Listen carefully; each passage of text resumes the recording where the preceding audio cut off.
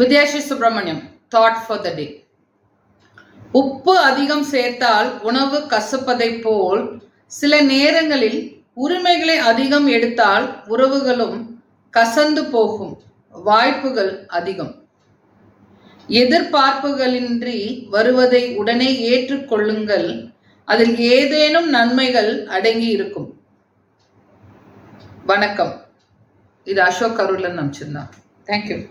ஒரு அப்பா அவரோட பையனை கூப்பிட்டுட்டு ஒரு ஹோட்டலுக்கு போயிருக்காங்க சாப்பிட்றதுக்கு. 2 பசங்க போறாங்க. போய் உட்காந்தோடனே ஆர்டர் பண்றாங்க. சர்வர் வராரு. அப்பா வந்து சொல்றாரு, 3 இட்லி கொண்டு வாப்பா, 3 பேருக்கும் இட்லி கொண்டு வாப்பான்னு சொல்றாரு. பசங்க இருந்துட்டு, அப்பா அப்பா இட்லி வேணாம்ப்பா, எப்ப பார்த்தாலும் நீங்க இட்லி தான்ப்பா ஆர்டர் பண்ணீங்க, எங்களுக்கு இட்லி வேணாம்ப்பா, தோசை தான்ப்பா வேணும் அப்படின்னு கேட்குறாங்க. அப்பா இருந்துட்டு, இல்லப்பா கம்முன்னு இருங்க, தோசை எல்லாம் சாப்பிட்டா ரொம்ப எண்ணெய் நல்லது இல்லை, தண்ணி தாக எடுக்கும், நம்ம ஊருக்கு வர போறோம் இல்ல, இட்லியே போதும்பா, இட்லி தான் சாஃப்டா இருக்கும், நமக்கு இட்லி தான் வயிற்றுக்கு நல்லது அப்படிங்கிறாரு. பசங்க வந்து, போங்கப்பா எப்ப பார்த்தாலும் இட்லி தான் நம்ம வீட்டிலேயே சாப்பிட்றோம்ல, எங்க தோசை சாப்பிடலான்னு ஆசையா இருக்குப்பா அப்படின்னு சொல்லிட்டே இருக்காங்க. சொல்லிட்டே இருக்கும்போது அந்த வழியா வந்து ஒருத்தர் வந்து உட்கார்ந்து சாப்பிட்றாரு. நல்ல டிப்டாப்பா வராரு. வந்தோடனே சர்வர்லாம் வாங்க சார் கூப்பிடுறாரு. அவங்க வந்து ஒரு ப்ரொஃபஸர்.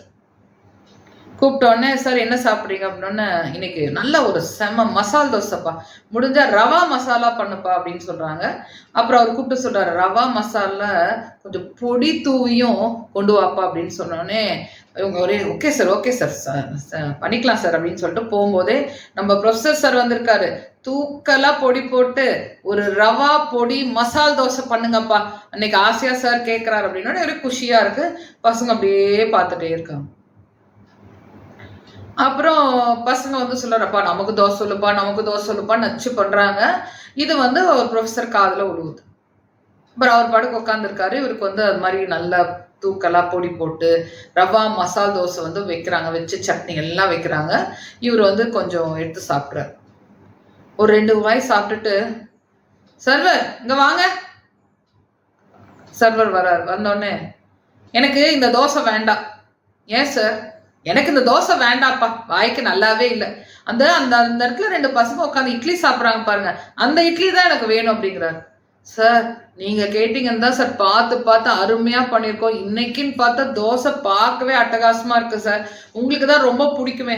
பா எனக்கு இன்னைக்கு தோசை பிடிக்கலப்பா, வேண்டான்னா வேண்டாம், சும்மா நைன்னு பேசிட்டு இருக்காதீங்க, இந்த தோசை எடுத்துட்டு எனக்கு அந்த பசங்க சாப்பிட்றீங்களா அதே மாதிரி இட்லி தான் வேணும், அதான் பார்த்தாவே நல்லா இருக்கு அப்படின்னோடனே இந்த பசங்க கேட்டுட்டு இருந்த பசங்க வேகமா அந்த இட்லி சாப்பிட ஆரம்பிச்சாங்க. இவர் என்ன காரியம் பண்ணியிருக்காரு பார்த்தீங்களா? அவர் இந்த சிச்சுவேஷன் புரிஞ்சுச்சு. அந்த அப்பா பாக்கெட்ல காசு ரொம்ப கம்மியா இருக்கு, அதை பசங்கிட்ட சொல்ல முடியாம திணறிக்கிட்டு அவர் என்ன பண்றாரு, எல்லாருக்கும் இட்லி ஆர்டர் பண்ணியிருக்காரு. அதை பசங்களுக்கு தெரியாது இல்லையா, பசங்க வந்து தோசை தான் வேணும்னு கேட்குறாங்க. இந்த சிச்சுவேஷனை எவ்வளோ ஸ்மூத்தா அந்த ப்ரொஃபஸர் ஹேண்டில் பண்ணார் பாருங்க. அப்போ சுயமரியாதை என்ன அப்படின்னா, நம்மளோட மரியாதை காப்பாத்துறது மட்டும் சுயமரியாதை இல்ல, மத்தவங்களோட சுயமரியாதையை நம்ம காப்பாத்துறோம் பாருங்க, அதுதான் சிறந்த சுயமரியாதை. நம்ம வாழும்போது மற்றவங்க பண்றாங்கன்னு நம்ம எத்தனை விஷயத்த பண்றோம். நம்ம ஒரு இடத்துக்கே போறோம் அப்படின்னா நமக்கு நல்லா ட்ரெஸ் பண்ண தோணுது, நமக்கு வந்து இப்படி இருக்க தோணுதுன்னு ஒரு இடத்துக்கு போறோம். அதனால எத்தனை பேரோட மனசு கஷ்டப்படும், அவங்க அதுக்கு எத்தனை பேருக்கு ஏங்குவாங்க, அது எத்தனை பேருக்கு இல்லைன்னு நினைப்பாங்க, எத்தனை பேர் இன்ஃபீரியரா ஃபீல் பண்ணுவாங்க, எத்தனை பேர் டிப்ரெஷன்ல போறாங்க, எத்தனை பேர் ஸ்ட்ரெஸ்ல போவாங்கன்னு சொல்லிட்டு நம்ம எந்த மாதிரி ட்ரெஸ்ல போறோம், எப்படி போறோம்னு சொல்லிட்டு இடம் ஏவல் அறிந்துதான் நம்ம போகும். எனக்கு பிடிச்சிருக்குன்னு நான் போகக்கூடாது, அந்த இடத்துல இருக்கிறவங்களோட மனநிலை என்னன்னு புரிஞ்சுக்கிட்டு தான் நம்ம போகணும். சாதாரண இடத்துக்கு சாதாரண கார் போதும், உயர்ந்த இடத்துக்கு போனா உங்களுக்கு எந்த கார்ல வேணாலும் நீங்க போய்க்கலாம். எல்லா இடத்துலயும் நீங்க பகட்ட காமிக்கணும்னு அவசியம் இல்லை. நீங்களா இருங்க, அவங்களா இருக்க போறாங்க. ஆனா நீங்க கொடுக்குற மெசேஜ்னால அவங்களோட லைஃப் பாதிக்காத மாதிரி நம்ம நடந்துக்கணும். அதுக்கு நம்ம பொறுப்பு இல்லையா? ஸோ சுயமரியாதைங்கிறது நமக்கு மட்டும் இல்லை, மற்றவங்க சுயமரியாதையும் காப்பாற்றுதான் நான் சிறந்த சுயமரியாதை. ஓகேயா? தேங்க்யூ.